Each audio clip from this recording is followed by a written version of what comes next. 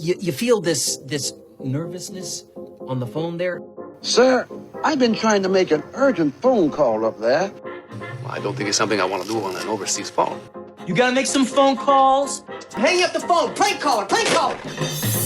Ladies and gentlemen, welcome once again to Packernet After Dark. This is the call-in show of the Packernet Podcast Network. If you'd like to call in, if you'd like to participate in the show, please feel free to do so. The phone number here is 608-501-0718. New callers go directly to the front of the line. We do not have any new callers, but we got Craig. What's going on, Craig? Hey, Ryan, it's Craig from Indiana. Yo. Currently in Wisconsin and celebrating my mom's 90th birthday today. Very good. Went to the draft on Friday, day 2, and had a terrific time. I'm so glad you made the decision to go up and kind of explore and check the thing out. Me too. I thought it was phenomenal. I was so proud of Green Bay and how it was just seemed to go off without a hitch, and for the most part, the weather cooperated pretty well, and just what a great atmosphere. And we were standing in the crowd, getting fairly close, kind of to the front public section for the pick. So we stood there for a few hours until the draft, our second pick. I will have to admit, when I first heard the pick and I was looking at who was available, and again, I fell into the trap that you talked about, which is looking at need, and I thought, oh, for sure, there's some really good defensive guys still available. Surely we're going to pick one of these guys that's falling just the way we want. And then we go with the tackle, and then even with the next pick, I just was kind of thinking the same thing. And then we went with a wide receiver. But the more I've listened to different podcasts and what you've had to say, really getting excited about those second and third picks. So I think they'll bring a pretty cool dimension to the team. And definitely some interesting depth and potential game changers. So that's cool. And then we obviously did quite a bit on defense on the last day. And again, some of those players seem to look like they have some potential. But overall, it was glad I went to experience it, and glad Green Bay got to host it. That was awesome. We're very proud of them. And excited about the team. I think we also have a couple of good undrafted free agents, and we always seem to find a diamond in the rough there. Sure. I forget how often, but it seems like almost once a year one of those guys actually makes the team. So a couple of them as well. I'm excited about. So be anxious to hear more of your analysis of our draftees. And go Pack, go! I can't wait for the schedule to come out since I have season tickets and can kind of figure out what my plans around that. All right, take care. Bye. Yeah, so now we kind of did the first cursory look through. We did the undrafted free agents. I want to kind of go a little bit deeper. Not exactly sure what that looks like. I'm just kind of starting the process now for tomorrow.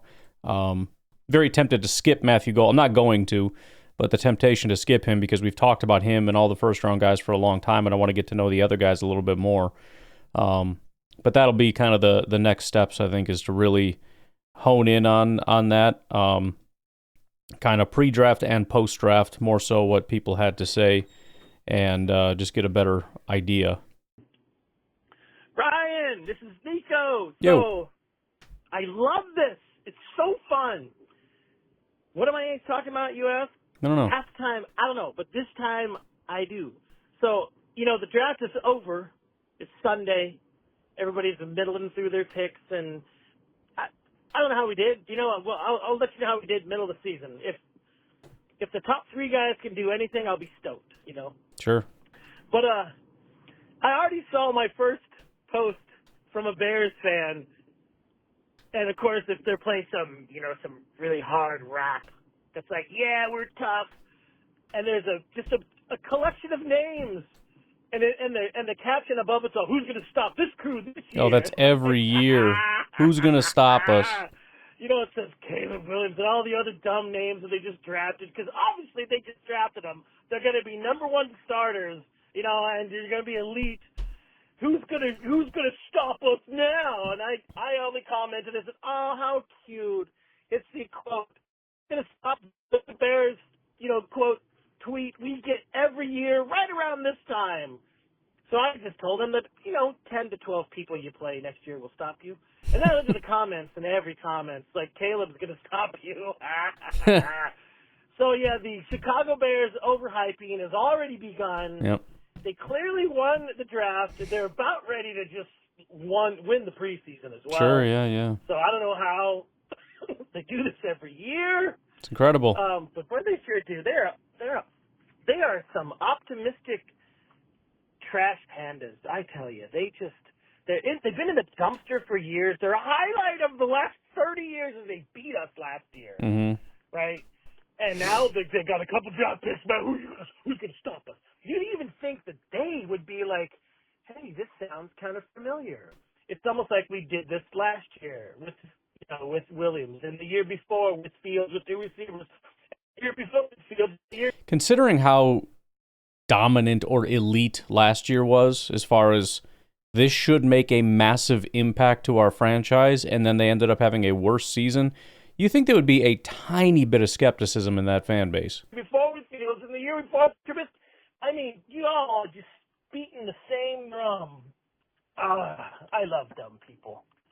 What would the world be like, Ryan, if everyone was just normal and mellow and logical? Yeah, it's no fun. I feel you are. Most of your people that, comment and call in, all very logic-based, really cool. They're not psychopaths like you see on social media. Anyways, yeah, what would the world be like with only logical people? It'd be boring. I love dumb people. Anyways, here's the dumb people. Go Pet Go. I wouldn't have a podcast without them. You know what I mean? I mean, that's half of what I do. Well, that's a really not super thought out comment. Let me talk about it, Ryan, this is Aaron. I'm just giving a quick call the morning after the draft, after everything kind of settled a little bit. I loved all the picks, and so that's not why I needed everything to settle, but I just want to let things sit and think about it. And it's because the draft is one of those things where everyone has their own opinion about what we need, certain players, and then sure enough, eventually when the draft happens, they get all mad because what Brian did didn't exactly fit their mentality or their thought process of what the team needed. Yeah, I've done 500,000 mock drafts, and none of them looked like this. 90% of my mock drafts would have beaten this one, so you're an idiot is kind of the depth of the thinking there, I think. Without having met with all the players, without knowing everything of exactly what's going on, without meeting with Matt LaFleur, and all the coaching staff, whereas the scout team knows exactly what's going on. And you've said it many times where it's like, you look at like a lot of casual fans, not necessarily just casual fans, but mock drafters and people, they look at it and say, oh, this is a position of need, this is who we're going to draft, rather than looking at the players as individual people. Yeah. And so I guess what I'm trying to say is I loved the draft because it for me, is one of those things that it's like, I don't really take it seriously until the day after. Sure. Because it's like, I've learned that if I start to build up a mentality of how everything goes, and it doesn't go that way, it's easy to get mad about it. And I don't want to do that. So I like to let the picks happen, and then kind of go and see what the vision is, see what they're doing, of what the Packers have in mind for these players. And looking at all the players that we've got, I am so excited for everyone we have.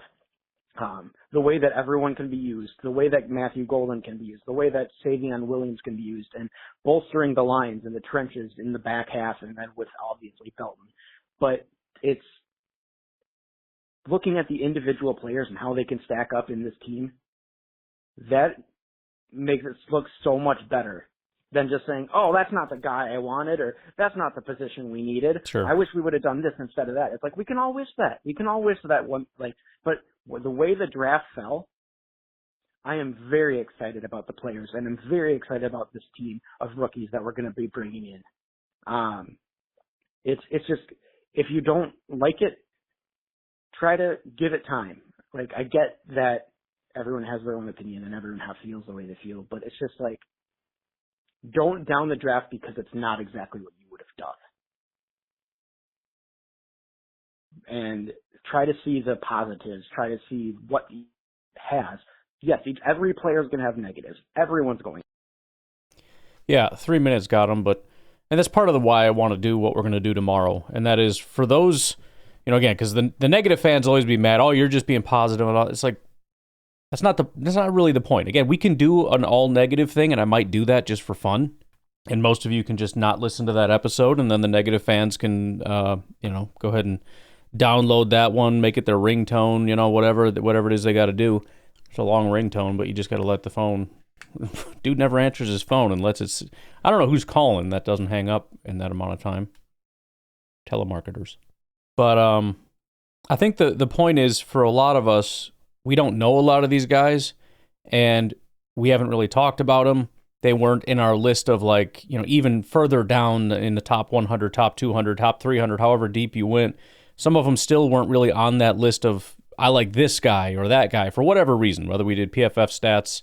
There were a couple of guys further down that we kind of pinned, and these weren't them. And for a lot of us, we don't even know the names, Some of the super diehard psychos knew pretty much everybody, but for the rest of us, especially when you get into day 3, it gets a little bit less knowable for some of these guys.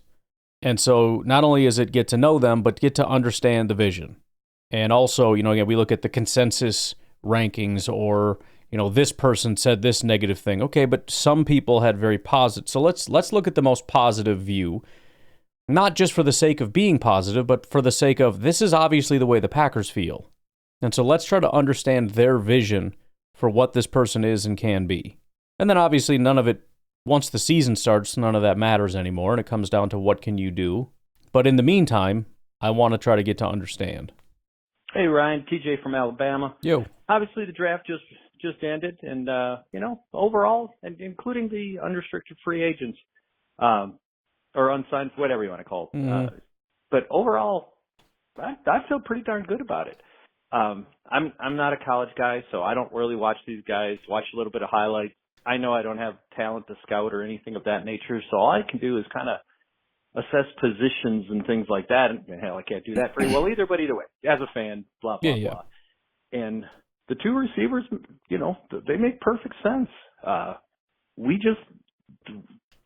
don't know if our wide receivers read too much of the press clippings or whatever the case may be, but they sure as hell didn't step up.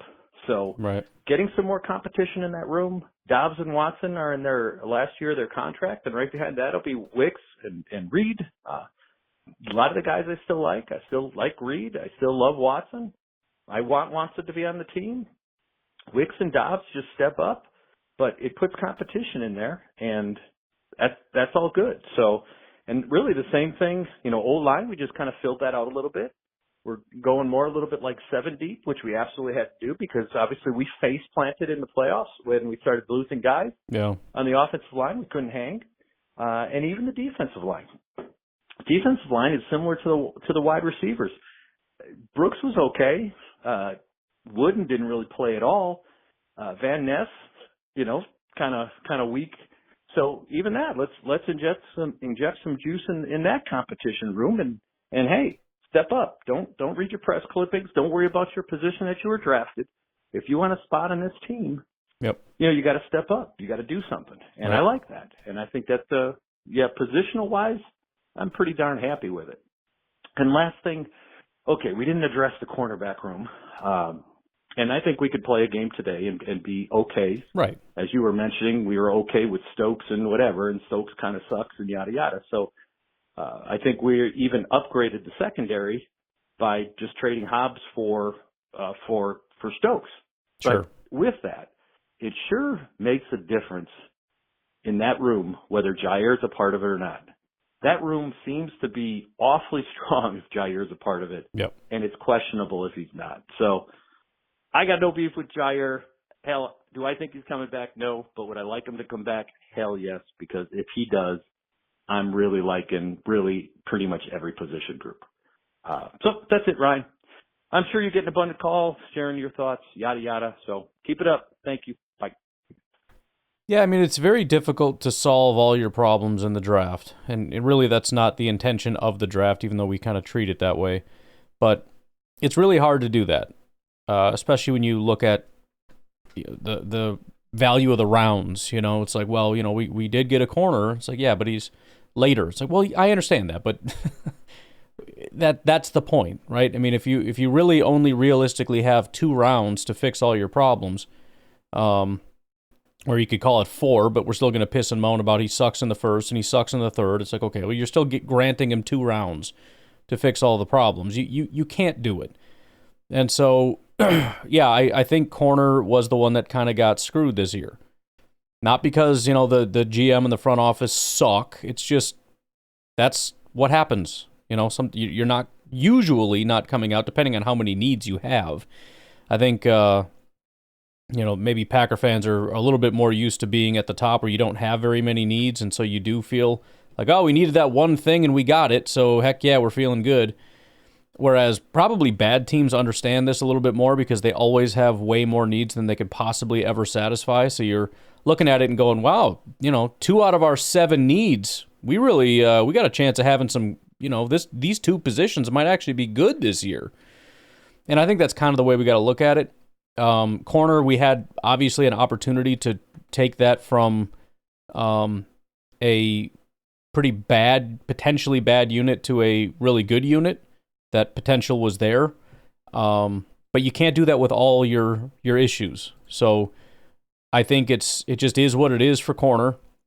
You hope that we can get by with what we have and possibly add a little bit here and there throughout the remainder of this process. Jair remains a possibility, although a very, very small one. But we can also look at some other things and say, man, we have a real opportunity to have a dominant offensive line based on what we did. We have a real opportunity to finally give Jordan some premier weapons and revamp this wide receiver room and make it something special. We have these different opportunities that we now do have. So, is every single thing fixed? No. Do I think we should spend all our time focusing on the things that didn't get fixed as opposed to possibly looking at the things that did or could, or looking at the actual improvements that were made instead of what could have been, 24 hours after the draft? No, probably not. But to each their own, I guess. All right, why don't we take a break? We'll be back with Brian with a B and some beer cheese Benny.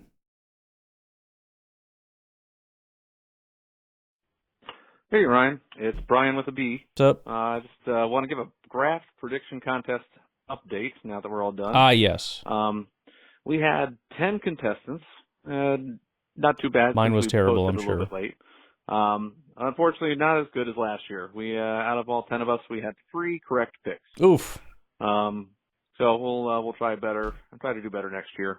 And as for the winners, well, this may seem sketchy since I created the thing, but I guess I'm going to crown myself King of the North because I got 2 correct picks. I did get Golden in the first. Nice. And Belton I thought would go in the third, but I did pick him as Very a Packer good. pick. And then I just want to do a shout out to Roger for selecting Colin Oliver, who was nowhere near my list. So there you go. Kudos to him. As for post-draft thoughts, initially, I think like a lot of people, I was kind of expecting a little bit more defense early on. Sure. And I got over myself because I know that I don't know what I'm thinking or talking about. And I don't know. I think the offense is kind of exciting. I like what they're doing. We're adding some beef to the offensive line. So Banks and Belton, we've got some big dudes there to help improve the run game a bit. And then so that the defense can't just collapse down on them because we don't have any speed threats. Now we got Golden and Williams out there. So it seems like we've got a bit of fun this year on offense. Looking forward to it. Let me know what you think. Go Pack, go. Yeah, I agree. And again, I think that's kind of what we got to focus on a little bit is the opportunities we have on the other side of it. I mean, again, it's easy to be skeptical. I could certainly look at it and say it's going to be tough to replace Rashid. And look at it from that standpoint. But at the same time, I've always, with that perspective, had kind of a coward's mentality of good enough is fine.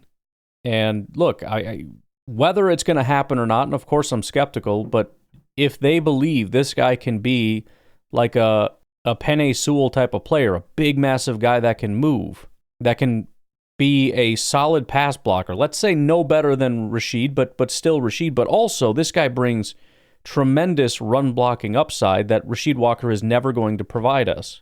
And again, Morgan could possibly be the left tackle and he could be our right guard. Whatever the point is, we have a real opportunity to turn this offensive line into something that it hasn't been.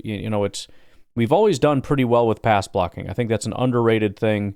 Packer fans seem to think it's worse than it is. I think with Jordan's struggles, the assumption is, well, he's getting hit and he's under duress all the time, but you look at the stats and it's like, it might not be peak, what Rodgers had to deal with. Right? We've had some great offensive lines going all the way back to Brett Favre. But compared to the rest of the league, we are certainly a top 10 pass blocking unit, probably, well within the top 10, not really close to that ranking. But run blocking, it's kind of painful to look at what, Saquon's doing out in Philly and then trying to make the case that, we have a guy that's just as good or better and people just laughing because the stats aren't there. It's like, well, look how often he gets the ball and look at the offensive line. Our guys slamming into the backs of our offensive linemen because they can't push anyone out of the way to save their freaking lives. They're a really subpar group. Zach Tom is solid. Elton, occasionally, when he feels like it, is a really good run blocker. Outside of that, we got nothing. Now we've got Elton at center. We brought in a guy from San Francisco that's a bigger, beefier, run-blocking type of guy.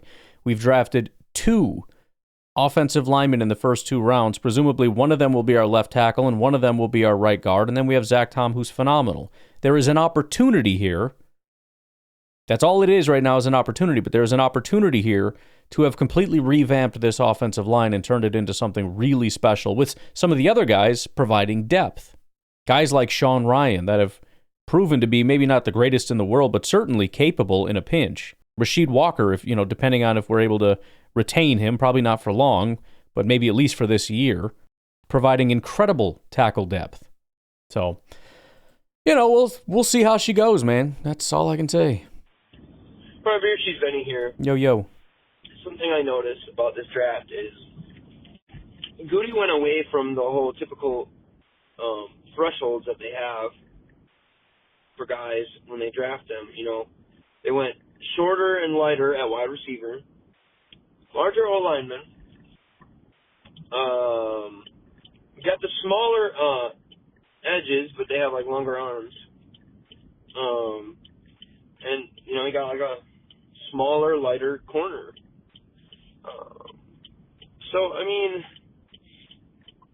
Packers fans can't really complain because they're trying something different, man. They're going out. Well, yeah, the NFL is evolving, and they're trying to stay out in front of it. They've done a thing that's worked, but if you just say this is the way we do things and we don't change it, that can certainly cause some problems. So, they're trying to stay out in front of things, and the general thought is we're trying to get people out of that too high stuff. We're trying to get people away from, we're going to play back, erase your Christian Watsons and all that kind of stuff, and just win with the couple of guys we have up front. We're bringing some serious power to the offensive line, and we're going to start pushing people out of the way. And your tiny little coverage linebackers and everything, that's suddenly going to be a problem for you. We need you to start bringing guys up into the box to help so that we can win in the pass. Because this is all about passing. Everything's about passing. We're getting bigger up front so we can dominate up front so that they get scared and drop extra guys into the box because they have to. Otherwise, we're going to run the ball 500 times because now we have Josh Jacobs who can handle that kind of a load. And if you decide, no, we're just going to let you fine, we will do it all day. I do not give a crap. But eventually, you're going to have to beef up. You're going to have to bulk up. You're going to have to bring some guys down into the box. And that's when we unleash the passing game, and you are screwed. And by the way, you might want to hurry up and do that soon because your defense is getting real tired with our run game. That's the vision. Is that going to happen? I don't know, but that is ultimately the vision. You come down to stop the run, we beat you over the top. You stay back to keep all the passes underneath, we're going to beat you, first of all, underneath, but also with the run game. And the Packers haven't been able to do that. First of all, they couldn't win up front with the offensive line because the guys weren't strong enough to push. And we couldn't win over the top because we lost our speed. So we were really screwed in both areas. And so we're now looking and saying, okay, we're going to add speed and size to the wide receiver group. We're also going to add a lot of mass to our offensive line. We added a massive guard to come in and compete, a massive tackle to come in and compete, and a massive free agent to come in and compete. And we'll see where all these guys settle, but that's the vision, and if they can complete it, there's a real opportunity for this offense to thrive again. And let's be honest, we can complain about corner all we want, but that's what we want. If the defense can just more or less maintain what it did last year, and we can have our offense get into that top 10 range, get back into Jordan looking dominant, Matt LaFleur looking like a genius again, as opposed to him just dying trying to figure out anything, and when it doesn't work, we're like, why are you getting all cute and stupid, dude? And it's like, because nothing else is working. Side of what they traditionally do. I think that just kind of shows some growth within the organization, that they're like willing to do something different, because obviously what we had didn't work. So maybe with these guys it'll be great. I was watching some tape on Colin Oliver, watched an interview of him. The dude just seems really smart, man. He just seems like he really knows football, and he is just freaking explosive, man. He gets around everything, and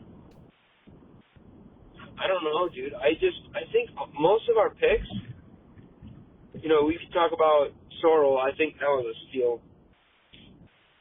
But Colin Oliver, dude, I mean, it just seems like he's a steal as well. Like, a lot of these picks we made, I think, could be steals. And for the most part, most of our picks are guys that I think could, be in the starting lineup, right away. If not, they will be, impact starters in a year or two. Yeah.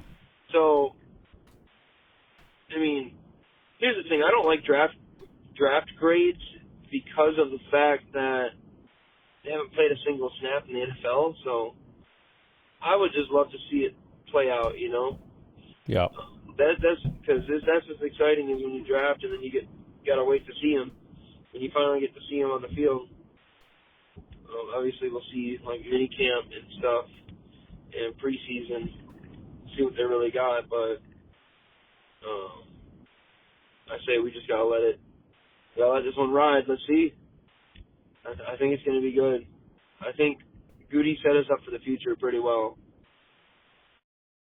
Yeah, I'm feeling as good as you can necessarily feel. Obviously, again, with the corner thing, it would have been nice, but I get the vision. Now it's just a matter of, let's see what these guys can do. I think it's cool. I'm a little worried about, like I said, getting away from an offensive line strategy that served us really well, but just have to trust that they're really good at scouting offensive line and found us a really high-quality player. Hey, Ryan, Beer Cheese Benny again. Sorry. But listen, brother man, I don't know if you saw, but the undrafted free agents that we got Nazir Stackhouse. Mm-hmm. We got that one running back from South Dakota State. I know Tucker Kraft was happy about that. Yeah. But I don't know. I think we did a good job with that too, dude.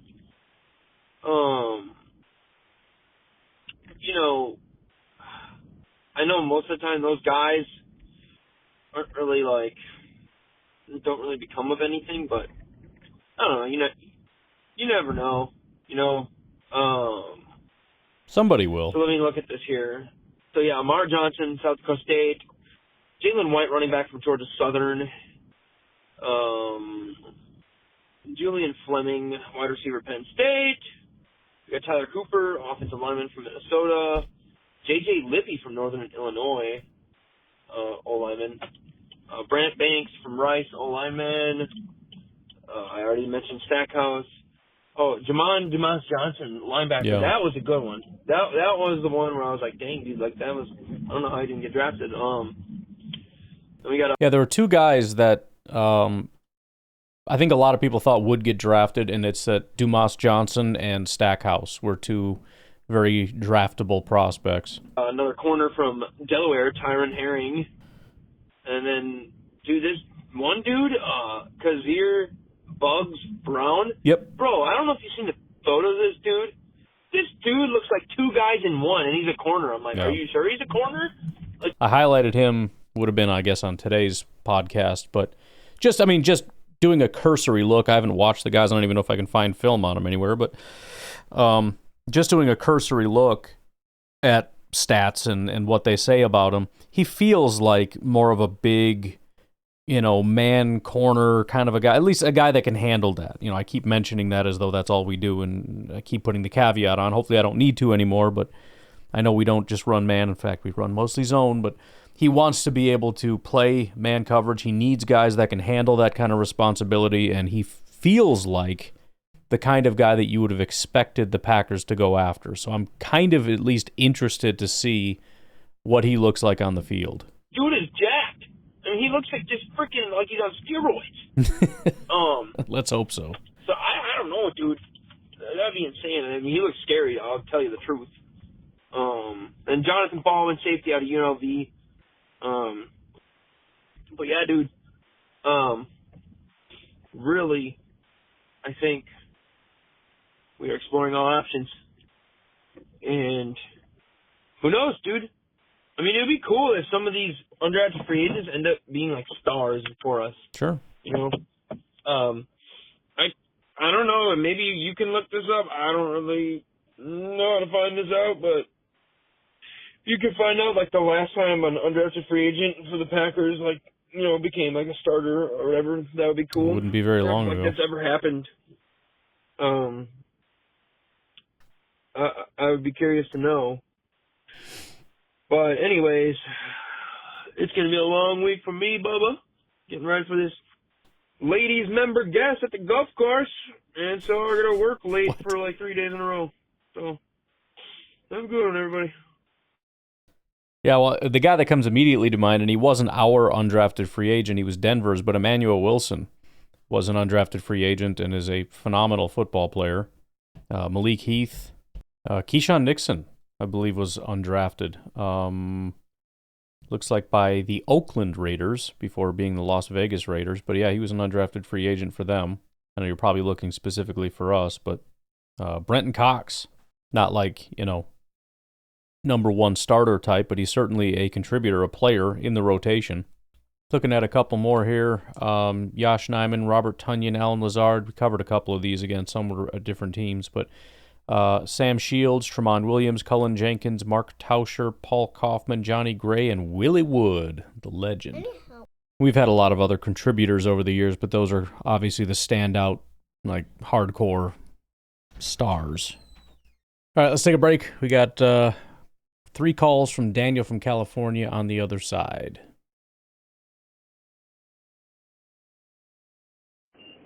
Hey, Ryan, Daniel from California. Yo. Just processing this draft and everything that happened leading up to right now, and I kind of predicted this draft, but not fully understanding the gravity of it all because, I've said the last 3 drafts, we've gotten so many players, 12, and 10, I think, are the class sizes in the last 3. And then you got a roster that's basically full, right? There's not a lot of guys at each position. There's a few places where there's room to plug a couple guys in to have a battle, but really it's a loaded roster, and I absolutely love what they did because even though we have a genuinely positive view of the receiver corps, like, oh yeah, we have all these guys that are developmental, but we don't have that but we don't feel horrible about it. We got a bunch of guys, but let's just put 2 high upside guys in there and really force that contract, because that's the big thing coming next year is we got contracts. So let's drop 2, one fast guy, one height, weight, speed freak in there, and just see what we can make of it, right? And then Anthony Belton, I freaking love Anthony Belton. Good.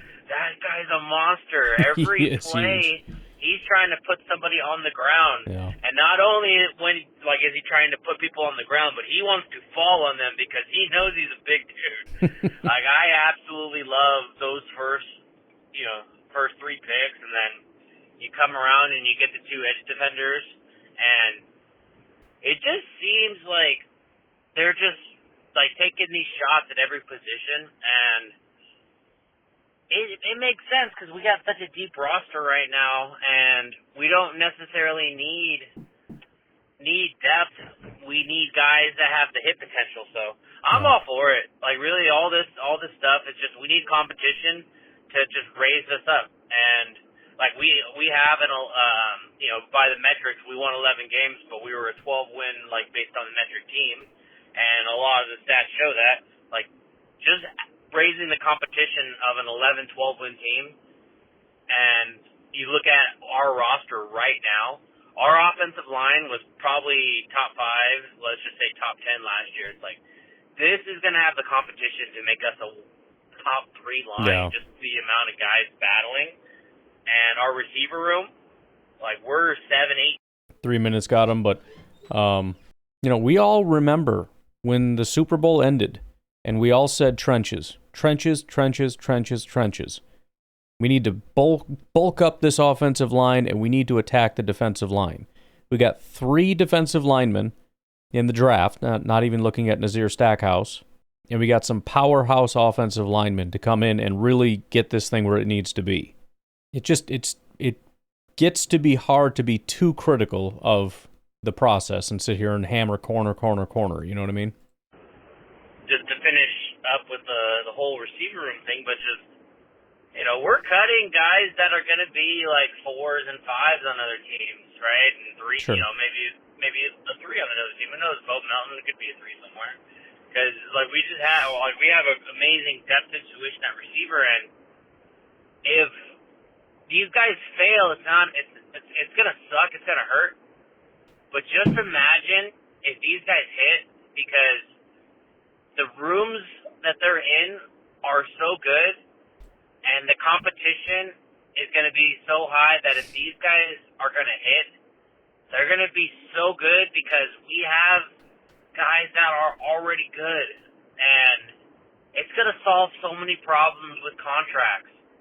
And it seems like Christian Watson's ahead of schedule. And we have the offensive line, situation with Sean Ryan and Rasheed Walker. I'm not really concerned about any of it now.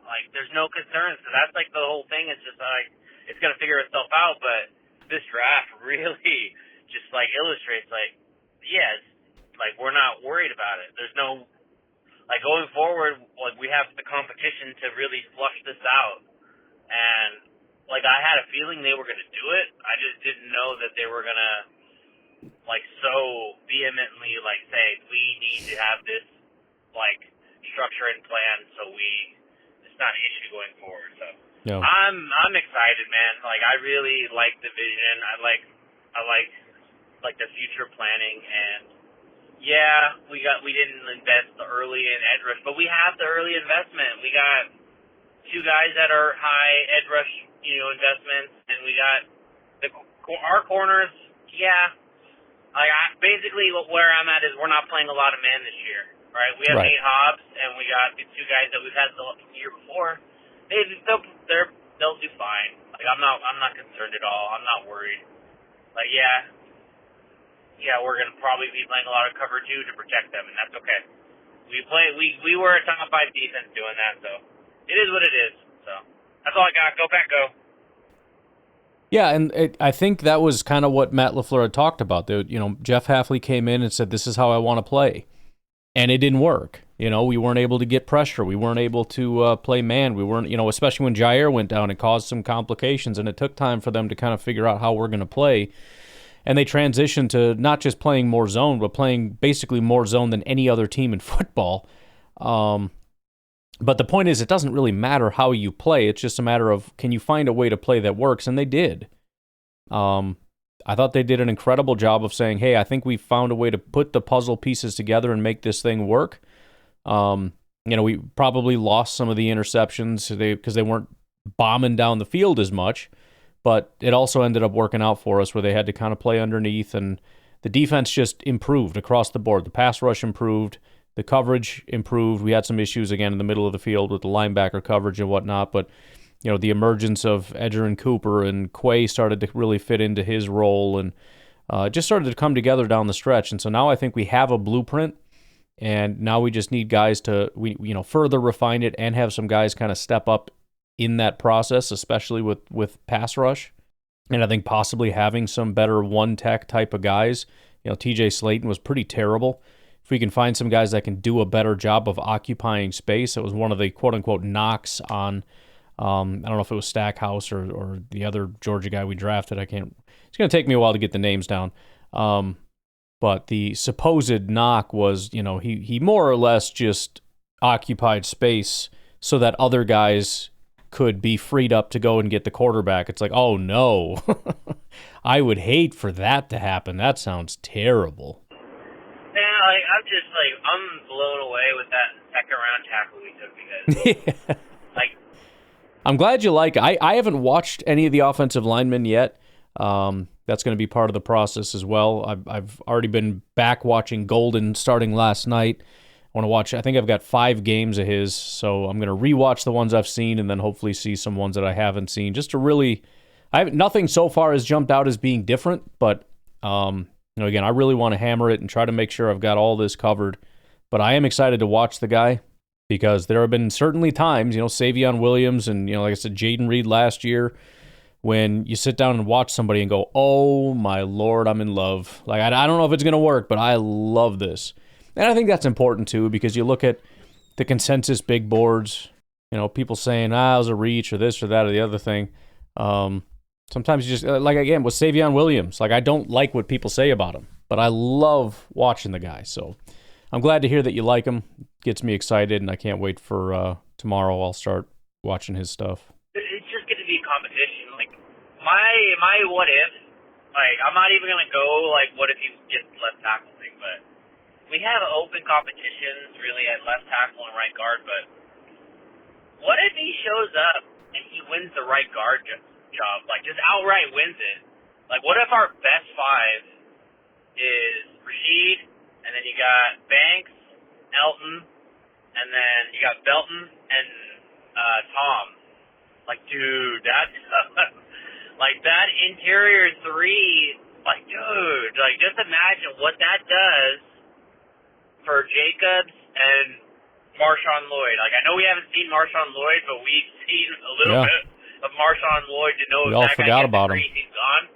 But I love this draft, and the whole thing is if he is a contributor right away, we might be able to trade, get a 6th or 7th for Sean Ryan. Sure. We still have Jordan Morgan as our rotational guy. I know that's not ideal. I know this is the season where we write off and we have our maximum depth, but I don't know. We can't pay everybody, but it's an interesting concept of just how all this is. But I'm pumped. I'm really pumped, man. This is the season is starting yet. All right, I'm done. Bye. Yeah, I can't wait to get these guys in there, man. Get these boys in the building and get to see them on the field and whatnot. Who knows? Maybe me and the boy need to make a trip up there and do some training camp or something at some point. We'll see how it goes. But yeah, I'm excited to start getting some early reports. I'm sure some of it'll be negative. Sometimes like Jordan Morgan. Why isn't he our starting left tackle day one? This is the worst thing ever. Or, whatever. Some guys are going to show up hurt or just be hurt for a while. It's like, oh no, don't start this crap. But I'm jacked because some of it's going to be positive. I can't wait to hear, especially the wide receivers, the connection with Jordan. Seeing the speed on the field, whatever the report is, I know it's going to be. I'm excited. I'm excited. Again, we don't know who's going to emerge, but somebody is, and I can't wait to find out who that is. Hey, Ryan, TJ from Alabama. Just listening to the post-draft content. Thank you very much, as always. Yes, sir. And some of it's, obviously, some of it's Packer fans, some of it's talking heads, some of it, whatever. But the concept of because the Packers drafted this, that means that this is something else is automatically going to happen. Yeah. Because we drafted the offensive tackle in the second round, that means Rashid is absolutely gone or Sure. may be traded. And while I'm saying those are absolutely possibilities, I don't think Gutekunst really operates in absolutes of, Right. Exactly. yes, he is aware. That's exactly correct. We as fans constantly operate in absolutes. This means this. I think in general, Brian Gutekunst and the Packers like to leave things as open as possible. And it kind of sucks a little bit when you listen because you want an answer. You want him to say, we got Belton, this guy's going to be our left tackle. He's a freak, he's this, They're not going to say that. Number one, because they're not going to throw Rashid under the bus. But number two, they genuinely don't know. He's a really good player. We believe he has the ability to be a premier left tackle in this league. If not, though, we believe he can play guard. A lot of interruptions today. I don't know why she's so hell-bent on every second popping in here. But, yeah, it's just we have a pile of receivers, and we're going to let it sort itself out. We got a pile of offensive linemen that we really like, and we like the guys we have, by the way. Same with wide receiver. Oh, they're done. They're gone. And I understand the argument for a lot of it, but I think we need to start operating a little bit more in percentages as opposed to just on-off, black and white, binary, yes or no, 100%, 0%. No, it's, like Jair is pretty close to 100. Let's call it 95%. But I like to believe that the Packers, and maybe that is 100%. They maybe have made up their mind and there is zero reconciling it. That's possible. And I'm sure the Packers have a more specific plan of how they'd like it to be. And I think it would be worth asking that. I doubt they would answer it, but you might get lucky. Rather than saying in a black and white fashion, do you see him as more of a left tackle or a right guard or what's going to happen? Maybe try asking something along the lines of, in an ideal world, what would you like to have happen? How would you like to see this wide receiver room shake out? I understand that, it's a very fluid situation, but if, let's say, everybody hit their peak potential, including the guys that we have, what does Matthew Golden do on this offense? Is he your X receiver? Which I'm starting to think maybe is the reality. I'm vacillating back and forth in all these things. And again, the Packers don't have a specific plan, but they obviously have some kind of a plan. They have some kind of a vision of best case scenario. What does best case scenario look like? Is he your X and Watson is your Z, or is Watson kind of 90% out in your mind, gone? Which it's kind of a sad reality. Somebody had made that point. I think it was over on Packernet. Somebody sent it to me, but the point being, Christian doesn't really have an opportunity to prove anything anymore. He's maybe going to be back for about a month, at which point a lot of the offense is going to be established.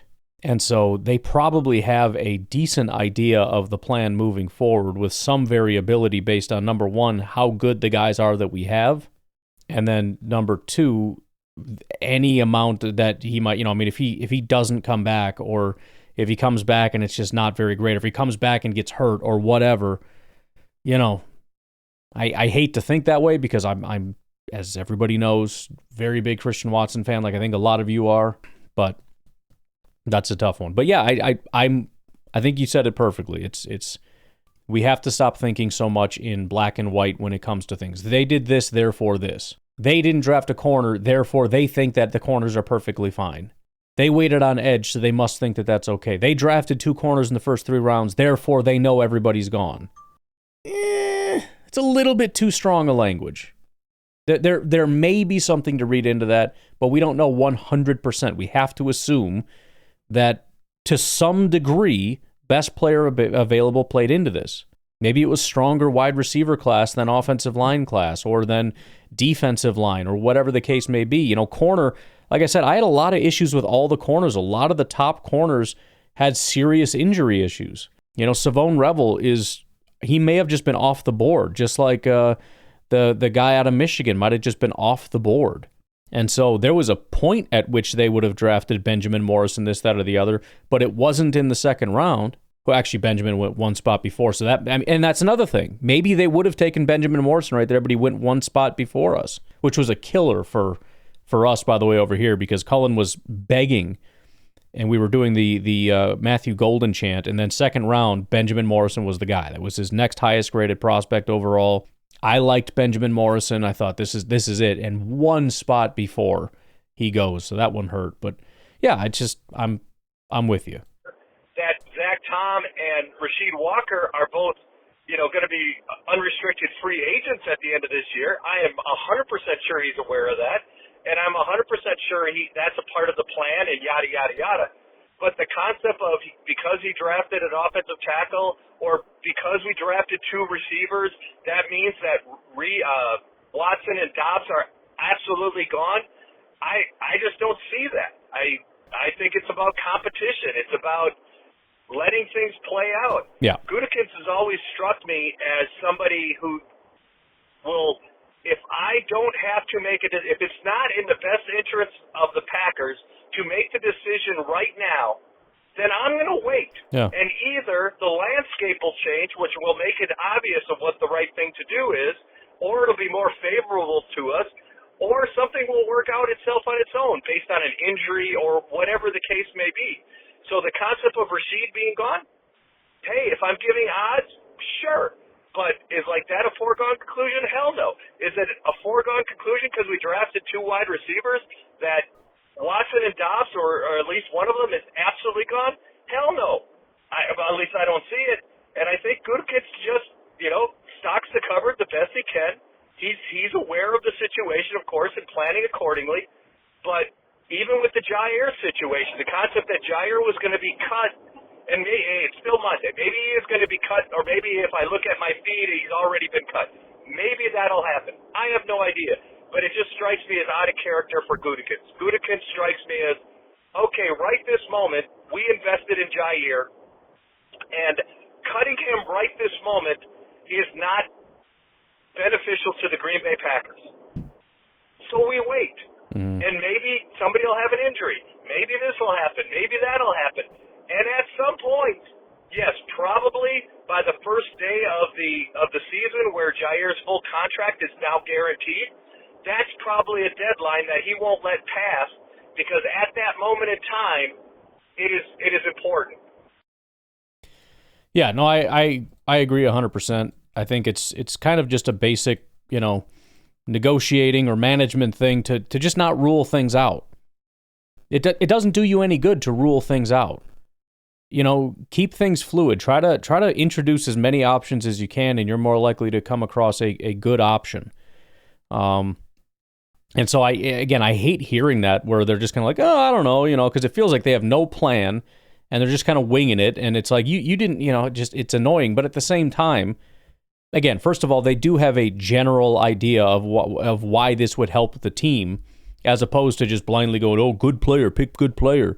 They have some kind of an idea of a direction that they would like to go that this person helps us with. And again, I think they want a Penei Sewell type offensive tackle, and he fits that mold. Maybe obviously he's not Penei Sewell, at least, the expectation is not that because he would have been one of the top picks in the draft. But just a big, monstrous guy that can move. And when the opportunity came to actually get a guy like that, they couldn't pass it up. But are they going... Look, Elton Jenkins is a good person to look at. What do you want Elton Jenkins to do? I think they've always loved him as a center. But they never said, we think his best position is center, so we're going to force him to be a center. There were times where we needed him at literally every position. We had him at right tackle. He was actually a pretty good right tackle. He was a solid guard for us, right guard especially. He was a terrible left tackle, very up and down mediocre left guard, seemed to be getting better. And now finally, as they've started to fill in other things and they lost their center or got rid of their center, now they can finally put him in the spot that they've always really wanted him to be. But by leaving their options open and going into training camp saying, boy, it would be great if it ended up with him at center, there were times where you look at the best 5 and said, Elton kind of needs to be here. He needs to be a tackle for us this year. He needs to be a guard on the right side or the left side or whatever. And it took many years to get him where they wanted him to be at center. And we'll see if he thrives there, if he stays there, how much time he can provide to us there. But leave your options open.